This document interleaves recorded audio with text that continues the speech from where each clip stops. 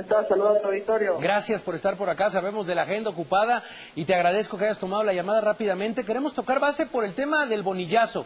¿Qué acción hace, qué acción legal presenta el día de hoy el Instituto Nacional Electoral? Explícanoslo, por favor. Claro que sí, Javier. Mira, lo que se presentó el día de hoy es un juicio ante el Tribunal Electoral para que, ante una situación de lo más extraordinario, se pronuncie sobre un tema que es materia de su competencia. Es decir, ¿cuál será la duración del mandato del gobernador electo Bonilla? ¿Y por qué se tiene que aclarar esta situación? Pues porque lo teníamos muy claro. La Constitución señalaba que eran 2 años, se convocó una elección para 2 años, los ciudadanos y las ciudadanas acudieron a las urnas para elegir a un gobernador por un mandato de 2 años, pero el problema es que después el Congreso del Estado y el Constituyente Permanente aprueban la reforma que amplía ese mandato a 5 años después de las elecciones, pero no publicaba ya esa reforma, es decir, es una reforma vigente, por lo que es necesario que para dar certeza y no afectar los derechos de las ciudadanas y de los ciudadanos, haya claridad respecto de la duración del mandato. En este sentido, sin duda están ya las acciones de inconstitucionalidad que se han presentado ante la Corte y que también tendrán que seguir su curso, pero hay una parte de esta historia que también tiene el componente electoral, porque la decisión de que el gobernador electo Bonilla hoy sea un gobernador electo, legítimo y legalmente electo, deriva de que después, con motivo de un proceso electoral, y el Tribunal Electoral es la máxima autoridad en materia electoral. A ver, y esa es la pregunta a la que iba. Esta acción presentada desde el Instituto Nacional Electoral, esta acción declarativa que le está solicitando a la Sala Superior del Tribunal Electoral del Poder Judicial de la Federación, ¿mata reforma local? En esto tendría que haber una claridad por parte del Tribunal Electoral respecto de una elección que fue validada después de celebrada. Porque recordemos que el mandato, la duración del mandato es algo que se decide también en las urnas cuando se elige al gobernante. Es decir, cuando acudimos a las urnas no solo elegimos a alguien, sino elegimos a alguien por un periodo determinado. No es esta la primera vez en la que se elige un gobernador por un periodo menor a 6 años. Tuvimos el caso de Veracruz, tuvimos el caso de Puebla, que también fueron de 2 años. Tenemos el caso de Chihuahua, que es de cerca de 5 años. Digamos, han habido muchos precedentes en los que las ciudadanas y los ciudadanos eligen un gobernador por un periodo menor a 6 años.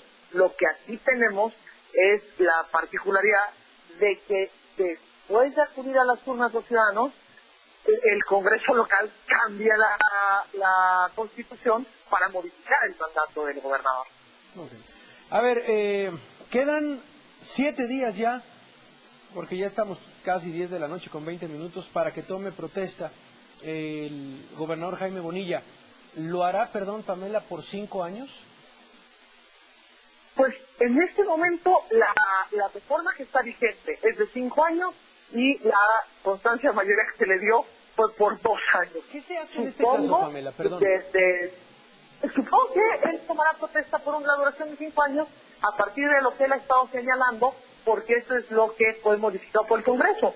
Sin embargo, expresamente se dijo al momento de admitir las demandas de acción de inconstitucionalidad por parte de la Suprema Corte y no dar la suspensión del acto reclamado, es decir, no suspender la modificación constitucional, se dijo expresamente que esto no incidía en el hecho de que pueda declarar inconstitucional la norma, porque como es una norma que no se agota en un momento, es decir, la determinación de la duración de un mandato durará el tiempo que dure el mandato, por lo que el hecho de que asuma el cargo, en su caso, por 5 años, no impide a la Suprema Corte de Justicia de la Nación de determinar que es una modificación constitucional contraria a la Constitución federal a partir de los propios precedentes que tiene la Suprema Corte. Y en este caso, por supuesto que esperaríamos que la Suprema Corte y el Tribunal Electoral ejerzan su poder de control constitucional.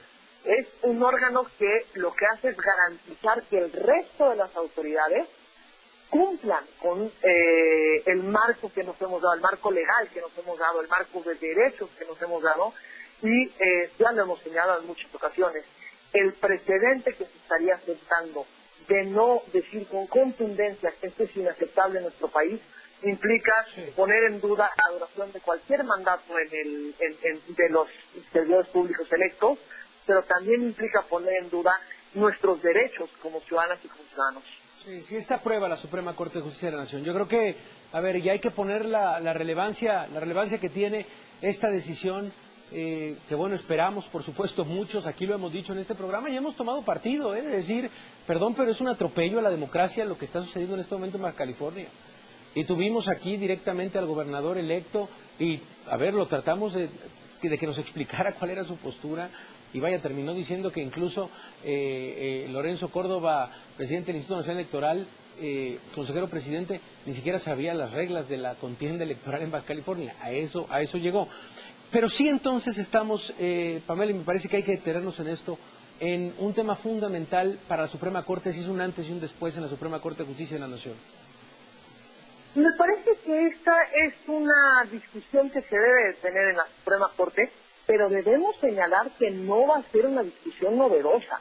Es decir, la Suprema Corte ya se ha pronunciado en casos anteriores respecto de si los congresos locales pueden reducir el mandato de un servidor público que sea electo en las urnas y en qué momento lo tienen que hacer. Y expresamente ha dicho la Corte en casos anteriores que los congresos locales sí tienen esa facultad, sin embargo, que la misma se tiene que ejercer antes de que los ciudadanos acudan a las urnas, precisamente para respetar el derecho de las ciudadanas y los ciudadanos, para elegir quién les gobernará y el periodo de gobierno. Entonces, no estamos ante un tema que vaya a ser novedoso para la Corte, y lo que sí esperaríamos es que la Corte continúe con los precedentes que ha dado, y más en este caso, que yo coincido contigo, es un absoluto atropello a la democracia en el estado de Baja California y sería un absoluto atropello a la democracia en nuestro país. Híjole, Pamela, yo creo que vamos a enmarcar esas palabras. ¿Cuáles son los tiempos, Pamela, entonces, para los próximos días, para los próximos meses?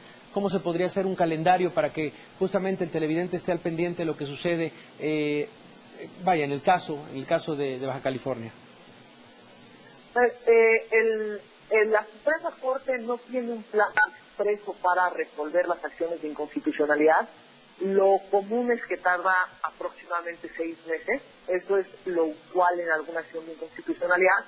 Me parece que por un tema de certeza hacia las ciudadanas y los ciudadanos de Baja California, que ya llevan suficiente tiempo con esta discusión de cuál será la duración del mandato de su próximo gobernador, creo que sería deseable que la Corte se pronunciara lo antes posible y, por supuesto, también que el Tribunal Electoral se pronuncie lo antes posible. Tampoco hay un plazo expreso, pero los plazos electorales suelen ser más rápidos que los de la Suprema Corte, precisamente porque los tiempos en los procesos electorales son más limitados.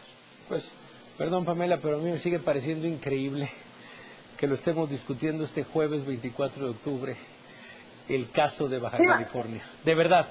Sin duda, Javier, es irreal, porque esto incluso debió haberse publicado hace meses para que esta discusión ya pudiera haber sido resuelta por la Corte. Lo que se estuvo haciendo fue ilegalidad tras ilegalidad y patear el balón tras patear el balón, precisamente para colocarnos en esta situación, que es el momento